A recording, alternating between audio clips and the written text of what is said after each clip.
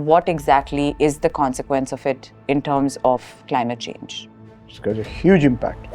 Iran-Israel-American war, that's got wide-ranging impact on the entire sustainable development goals. It's not confined to only climate change. Poverty alleviation is impacted. People are getting displaced. Bioreserves are getting impacted. You have education is impacted. Schools are getting closed. There are bombs in the schools, civilian casualties.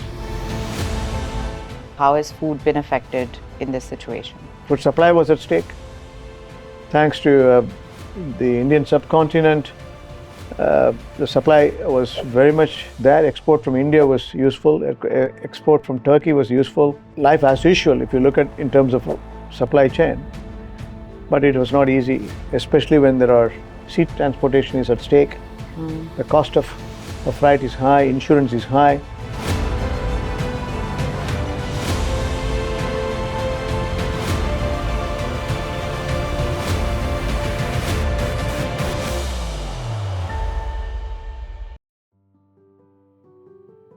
Hello and welcome to another episode on the Green TV. I am Shruti Seetharaman, your host for today, and also a sustainability advocate, a content creator, and an entrepreneur who truly believes that sustainability and the conversations around it are the future. And joining me in conversation today is Dr. Seetharaman, as always, who's also a global leading voice in banking, has always been a sustainability advocate, who's practiced green banking throughout his career, and continues to want to propagate for a more sustainable, greener future for the future generations. Yeah. So today, what we're talking about is something that you and me have been living a little bit off. Okay, what I'm talking about is the current state of war. But what nobody realizes about the war is the impact that it has on climate change. So today we're going to shoot at some maybe obvious and some not obvious questions at what impact it does have on climate change, how intense it is, what we can do or not do to fix it, or at least be more aware about. Fair enough. Are you ready to talk about it? Ready. Hopefully all of you are staying tuned in to listen, because I promise you this is extremely interesting. So the first question that I want to ask you is the very basics. When we talk about the Iran and Israel war and the conflict, we all understand that it's a state of war. But what exactly is the consequence of it in terms of climate change? It's got a huge impact. Iran-Israel-American war, that's got wide-ranging impact on the entire sustainable development goals. It's not confined to only climate change. Poverty alleviation is impacted. People are getting displaced. Bioreserves are getting impacted. You have education is impacted. Schools are getting closed. There are bombs in the schools, civilian casualties. No, it's a tragedy to the core. The air is polluted. The seas, again, is at risk. Life is not normal at all. It has got wide-ranging impact, and it puts the global map backward in terms of growth. And the impact is going to be, it's going to be not in the short or medium, it's going to have long-term impact. We are seeing the reflection in other parts of the world when the conflict is still going on, and the consequential damage it is creating. And how bad would you say the consequential damage is? Colossal. It has got economic impact, social impact, environmental impact, and humanity is at stake, just simply to say. And would you say this is just from the missiles, the bombs, or is it a lot more than that? A lot more than that. See, we are seeing only the missiles and drones. People are getting displaced. The road transportation is not normal. The air transportation is not normal. I mean, obviously we weren't a part of directly experiencing the black rain, but it is a consequence of the war, right? So can you tell us how real it is, what it is? When you bomb the petrol depot, what's going to happen? The consequential impact is going to be air pollution, and we'll have consequential impact in terms of water contamination, and sea is impacted. Now, the black rain is real simply because the smoke comes out of these petrol depot will go, it will mix in the atmosphere and it comes as a rain. As As a black rain. We have seen rush prints of that. So are you saying that literally the air that we breathe is different and has changed or is changing every time? It is changing. It's corrupted. Air pollution is very much visible. The oxygen is compromised. It's not healthy, to say the least. And water is. What about the water? Water is completely contaminated. As such, if you see, the Gulf states, we have desalinized the water. And rainwater harvesting is taking place in some parts of the Gulf, but otherwise, if you look at the Middle East, the complete water contamination is visible. Now, I have been seeing this Gulf War in 1990, then, when Kuwait invasion, then Iraq War, Iran-Iraq War again. Now we are seeing this is a major tragedy in the frame.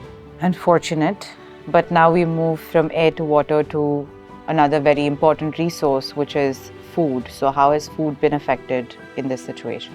Food supply was at stake. Thanks to the Indian subcontinent, the supply was very much there. Export from India was useful. Export from Turkey was useful. So life as usual, if you look at in terms of supply chain, but it was not easy. Especially when there are sea transportation is at stake. The cost of freight is high, insurance is high, and who is paying the price? The consumers are paying the price, isn't it? If you look at the consequential impact other way around in terms of oil importing country like India, where Gulf is supplying significant portion of the energy, both for the emerging markets, India or China or rest of the Southeast Asian economies. Imported inflation is also, energy inflation is shooting up. So inflation world over is creeping up because of the oil price. And add to that, the sea transportation, the transshipment passage, Strait of Hormuz is at stake. 20% of the global shipments is happening through that passage, and that is at stake. Iran is controlling that. So all sort of issues are cropping up, and oil price now shot up to over $100. Now it's oscillating between 90 to 100, both Brent and US crude. This is not a healthy situation. Absolutely not a healthy situation, and not something that I ever thought I would see in my lifetime at this intensity. And also sometimes it almost doesn't feel real, because at least in Dubai where we're staying, the government's doing its best to sort of safeguard and protect us and try and conceal it. But the more we talk about it, the more real it becomes, with how much has changed, how much is going to change, and how much is changing, and the impact that's going to last for a long time to come, or for at least very immediate time to come. And now what I want to ask is something that people don't really correlate is, what about the flights that are being affected post-war and the impact on climate change? You and Amma went to the airport on the day, 28th of February. We made it to a news channel, guys. The back of me made it to a news channel. Yeah, they returned back home after a couple of hours, and there was a disruption in the service for a few days. And again, it's restored now. We had a safe flight, good flight from Dubai to Chennai. We are going back next week, in the next 3 to 4 days. Now we can see it is not as usual.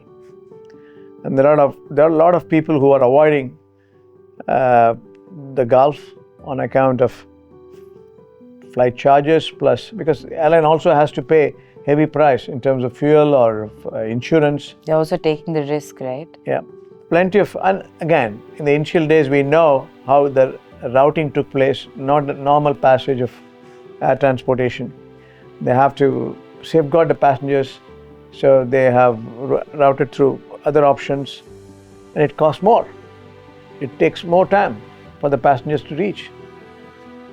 So all sort of disturbances we have had That's true. And more carbon emission again, if you fly more. Yeah. And what I was going to say is that we will continue to have it for a little while as well. So it's not something, or rather I should ask you the question. Once the war ends, do you think things can go back to normal? No, that's where the damage control starts. More carbon emission. You have to reconstruct, the oil fields and again, natural gas. Ras Al Khaimah in Qatar was impacted. Qatar is 20% of the global supply, and almost 17% of Ras Al Khaimah's LNG plant was impacted. That's very, very unhealthy situation as such. Energy security for the emerging market like India is at stake as well. They've enforced force majeure clause. So supply chain risk. So the post-war, you have to do all the damage control. So would you basically sum it up and say that it's not only the consequences of now or immediately? Would you say that we're looking at sufficient damage even in the future? Absolutely. See, disruption to the normal life was real, is real, and it's going to be for a very long time. The consequential impact, as I said, in dimensions like economics, we're visibly seeing it. The inflation is going up, interest rate is not coming down anymore. So the central bankers are looking at the inflation and the interest rate, they are putting on hold, not downward revision, possibly that could be increase. Countries are going to face stagflation, Europe is likely to face. The inflation outweighs the growth. The growth downward revision for star performing countries like India. World over, global growth has been revised downwards now. So all sort of consequential impact in terms of economics. And environmental impact I mentioned to you, it's huge. So it's not business as usual, and it put the global growth at stake. It could be 6 months, it could be 1 year, it could be 2 years, we don't know. We came out of COVID, and the monetary policy was redefined. The countries were coming to terms. Global growth was projected 3.3% in October for the world. Now it is at stake. And honestly, I think I can say from personal experience, I really didn't think this was something that was the consequences of what I've been living for the last couple of weeks or months now.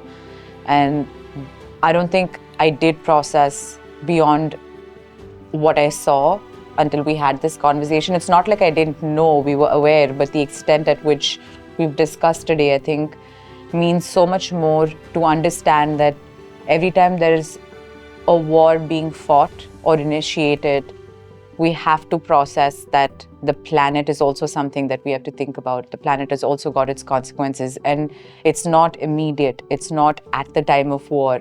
The worst part of it is that there's going to be consequential, ongoing damage and damage control that is required for, like you said, could be weeks, months, maybe a couple of years. Fossil fuels, we are coming back. We were in energy transition to move towards, solar or wind or biofuel or biomass. And now the oil price is now gone up and supply chain is disrupted. Life is not normal. So the climate change considered decisions which was put through conference of the parties around the world by global governance now is at stake. And that's a tragedy. Similarly, if you look at the big picture, the commodity prices, precious metals is going up. And oil has gone up already, beyond comprehension. The oil exporting countries are also at supply chain risk. And the buyers are also at risk.